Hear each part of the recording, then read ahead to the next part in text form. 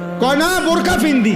আমনে যেই বোরকা ফিনদেন বোরকার উপরেও 3টা ফাট্টা লাগাইছেন, বোরকার উপরেও 3-4 রকমের কালার লাগাইছেন, এটারে ডিজাইন করছেন এত রকমের। উদ্দেশ্য একটাই, যেমনে হোক বেড়ই তো আমার দিকে চাইতেই হইব।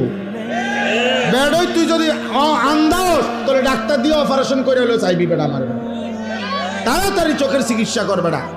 এত কষ্ট কইরা 1 ঘন্টা লাগাইয়া পাউডার ডলছি, ফেয়ার এন্ড লাভলি ডললাম, মেকআপ ডললাম, এত রঙের কাপড় লাগাইলাম, এত জোড়া তালি দিলাম কাপড়ের মধ্যে, লাল কালার কদ্দুর, হলুদ কদ্দুর, বেগুনি কদ্দুর, মাথার উর্ফে একটা, আবার গোলাপ ফুল কদ্দুর, আবার এইটা কদ্দুর, এত কিছু মিলাইয়া উদ্দেশ্য কি?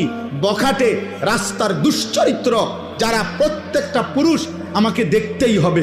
আরে বোন, আরে মা, বেপর্দা নারী, তোমারে রাস্তায় যারা দেখে তারা তোমারে রাবেয়া বসরির নজরে দেখে না, মা ফাতেমার নজরে দেখে না, তোমার ভোগের নজরে, উপভোগের নজরে, লালসার নজরে দেখে। এজন্য বেপর্দা নারী কিতাবে আছে, নিজেই নিজেকে ছোট করে, নিজের দাম নিজেই কমায়, নিজেই নিজেকে বাজারে তুলে দিছে যে আমার এই অসল আমি মূলত চলে না, আর আমনে নিজে চাইয়ালন।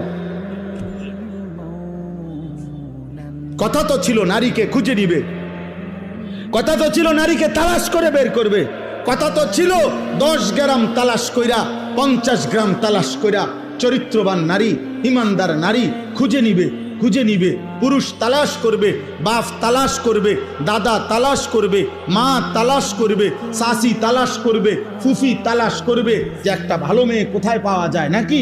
কথা ছিল এই, কে তালাশ করবে? বেড়ি তো বাজারে। কীর্তন খোঁজেন আপনি, ওই যে আপনি ডেলি গেলে তো পাইবেন, আপনি কীর্তন তো আন।